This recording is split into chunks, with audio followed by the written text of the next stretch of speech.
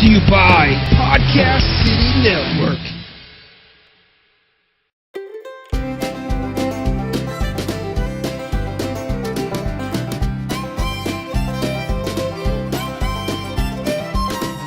Hey, welcome back to another episode of Bearclaw Survival. And if you can't guess what this week's episode is about, you must be blind as a bat. This week's episode is all about camouflage. Kinda. And we have an item of the week. But mainly, the topic camouflage. Something that we have not gone over yet. And something that's a vital tool that one is to need when having to survive out in the wilderness. Also, too, for any kind of situations that may arise, you need to escape quickly. Camouflage is something that can help you in the, aid in bugging out. So, as you can see here, we're wearing two different types of camouflage. Brady is wearing your standard, realistic, tree outside looking. It's realistic. It's not like digital camo or like army camo. It's like a realistic looking long sleeve camo t-shirt, which is a good option to have, when in the wilderness or bugging out. You can also get pants with those. They come in various thicknesses. Shoes as well. Brady's t-shirt here, how thick would you say yours is? Yours is true timber? No, So it's thin. Probably the same material as you'd find on those UV shirts you'd wear like to the beach. A little bit thicker. A little bit thicker than that. A little bit thicker. And mine, of course, is the more extreme version of camouflage, the ghillie suit, as people like to call it. This here is really just like a giant poncho that has buttons that go down the center here. So you can, as you can see here, you can unbutton it or button it if you need a little more air. And it goes right over your clothes. You have a hood you can take off or on. Sleeves. And depending how long you get it, it can go down to your ankles, or like mine goes down to like where my knees are. So I can wear a thinner pair of pants if I want to, shorts if it's super hot outside. And I have a lot of like air flowing through, a lot of breathability in this. The actual material itself is actually a kind of thin digital camo, almost like mesh, like thinner than Brady's shirt. And then you have just these like tassels that are just kind of just sewn onto it. You can actually buy sets of these little tassels individually, and you can sew them on to like different types of material too. So if you have Brady style, you can sew some on there. You can also sew them onto like hats to make more of like a hat type area. Masks, for instance, help blend in a little more. My preference for camouflage is more of the ghillie suit style when being out in the woods, because I think you just blend it a little bit more and it's a little more durable versus Brady's, where if it's really hot out, you have no choice but to wear a pair of pants and a long sleeve shirt unless you have like a couple pairs pair of shorts and short sleeve. Whereas mine, you can wear shorts underneath to breathe a little bit more, and you can take it on and off pretty easily. I'm sure people have different preferences on their camouflage. Like I'm sure Brady prefers his style versus my style. The only other thing too you got to remember too is the different kind of climates. So if you have a climate to where it snows, and let's say you have to bug out for some reason, and it's getting toward that time where it might snow. One thing you have to realize too is that if you wear this type of outfit in snow, you're gonna get seen a lot easier versus wearing like a white style camo. So you got to think about too, as well, your environment that you're going to be bugging out in as well. Especially if you plan on being out in the wilderness for more than 72 hours, long-term wise. Even for 72 hours, I mean, you never know what's going to happen in 72 hours. So camouflage is the subject that we really haven't touched on yet, which we think today was a good episode to touch on this as well. You got anything to say about any kind of camouflage? What do you use when you go hunting? What do you typically do? Do you do like up in a stand, or do you tree stand on the ground, whichever? I have a tree stand set up out somewhere right now, but it's worked pretty well? Yeah, I'm about 20, 25 feet up. So no one's been able to see you? I mean, I haven't seen anyone, so I would assume nobody has seen me. No, I like this. It's a little bit thinner. To me, my cats would destroy this, so no. You keep it in the bag. Yeah, but I mean, I could fold this up a lot smaller than you could fold this up in a bag. Yeah. See, so there you go, two people.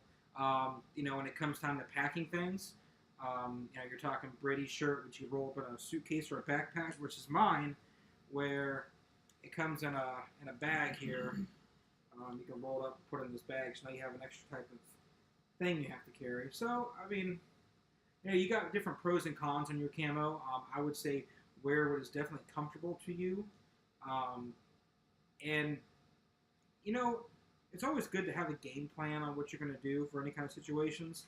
So if it comes something to where your game plan is going to involve being somewhere in a wooded area, I would look to as far as temperatures, and what really suits you best for your environment. I wouldn't wear, say, this out in the desert or, something like that. But, I mean, if I was in a very brushy area, like maybe up in the mountains or something like that, I would probably prefer myself to wear this.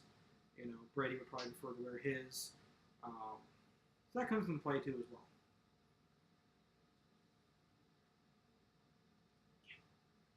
Camo? You done with your camo? All right. Camo. Can't see me. Um, there you go. Yeah, so camo. Yep. That's gonna be about it on that. So I'm not a big fan of the buttons down the middle. Just not my thing. I'm used to, going out in the woods with mosquitoes and stuff, and buttons don't help with that. All right, so we're going to go right into the item of the week.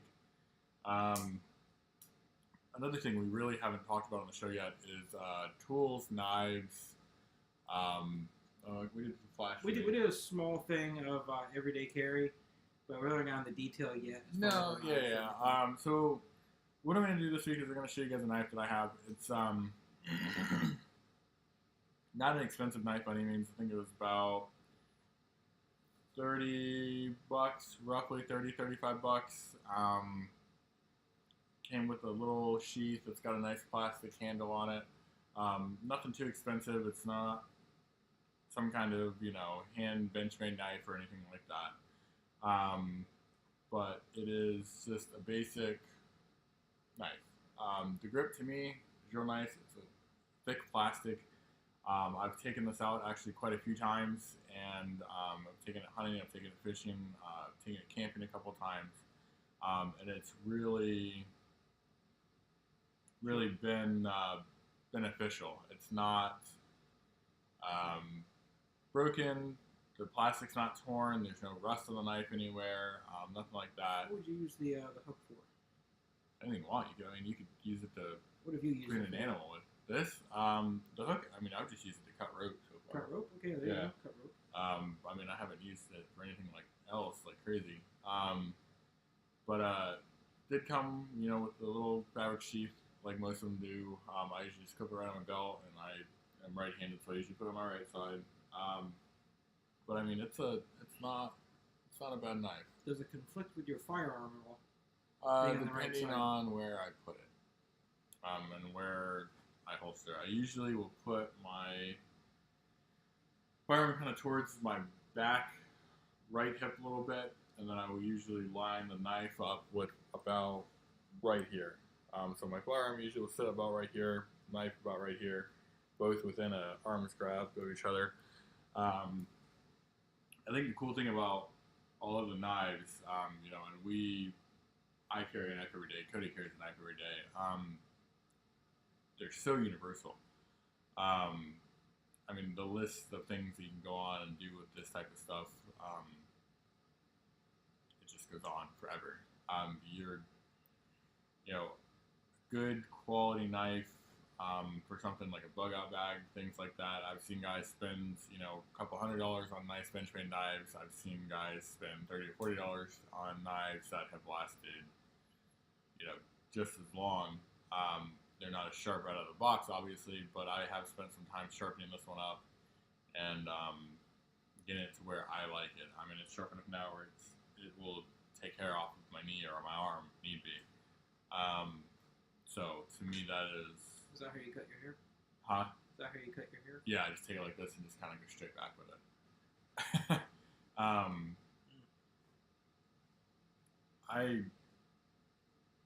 can't imagine any of my bags or leaving the house without one, actually. I don't think I have in a couple of years. And it's something I probably use about once a day. Even when we're not camping or bugging out or anything like that, I use it at work quite a bit. Your thoughts on the knife? It's always good to have a pretty good sized knife when bugging out. I would prefer a couple different size knives depending on your situations. So, for instance, I would have something small enough to go in your pocket. I would have a size about what Brady's got here for just general use. And then I would also have a good type of like filleting knife too as well. If you're going to be doing a lot of like, say, fishing for food, or even something that, can go through some meat pretty well in case you have to, catch some small animals and go through that. So I would prefer at least about 3 different size knives to carry with you. The one that I kind of carry around most of the time, I got it here, is real digital or real camo, matches his shirt.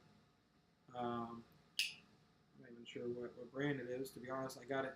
Honestly, see, mine's more on the cheaper end. I got mine at Walmart. Mine only costs $3, so it's on the cheaper side. Flips open.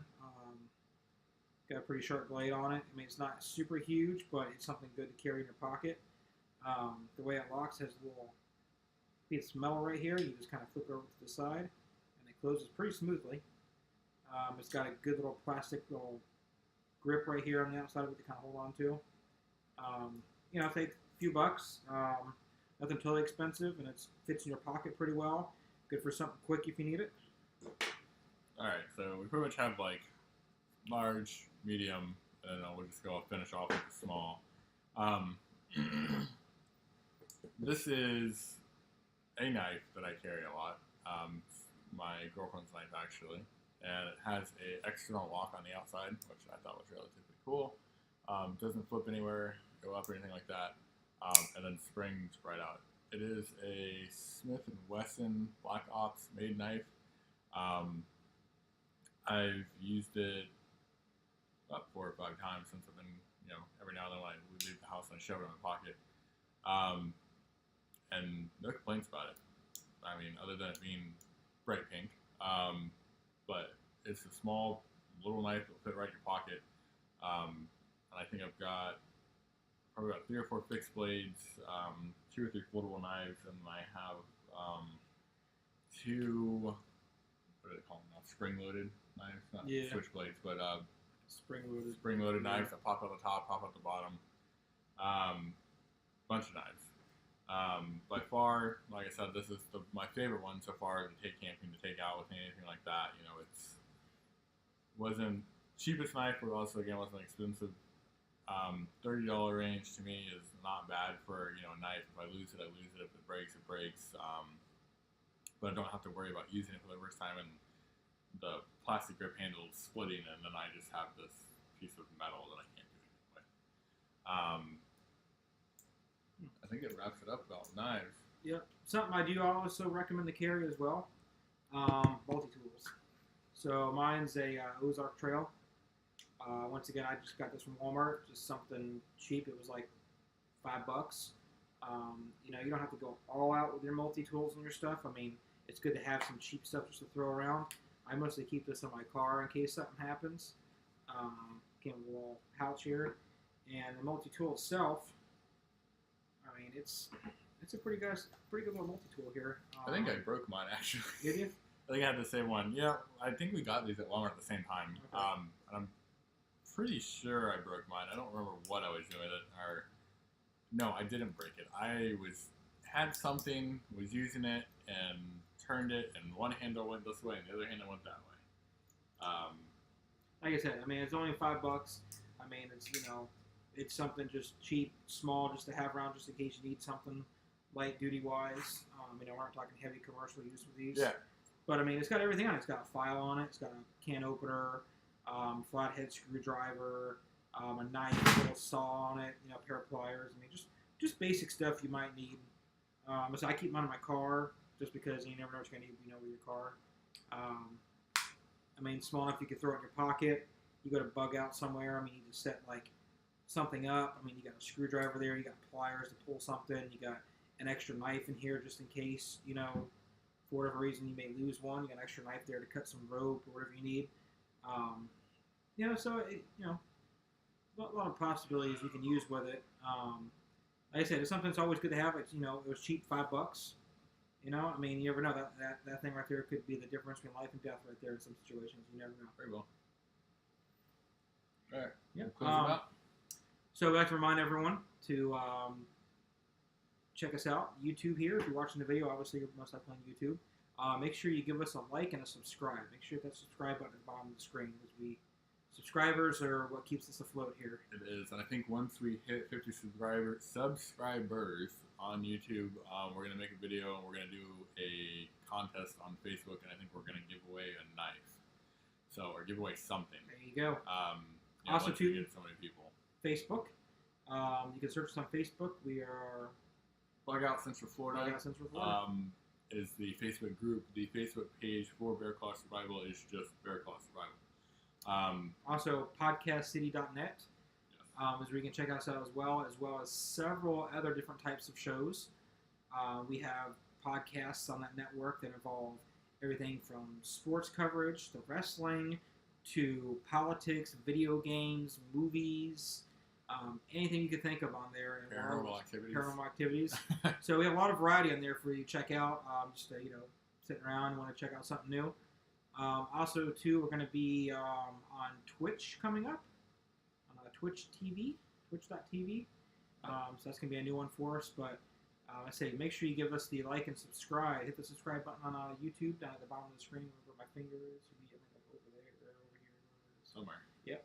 Make sure you do that for us. And just keep checking back. Always make sure if you have any questions or any kind of suggestions for anything you may want us to look at or buy and try it on the show. Throw us a comment at the bottom of the video. We always have to review the comments and listen to people's feedback. Make sure you do that. And also, too, like Brady said, once we hit so many subscribers, we're going to be doing a drawing here, too. So make sure you subscribe to keep, hearing that information, too. You never know. You could be the lucky winner that, gets a new knife. Yeah. Yeah.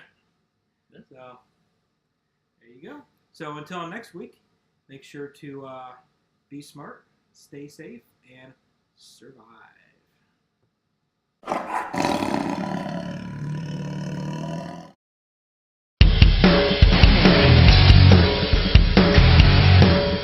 Brought to you by Podcast City Network.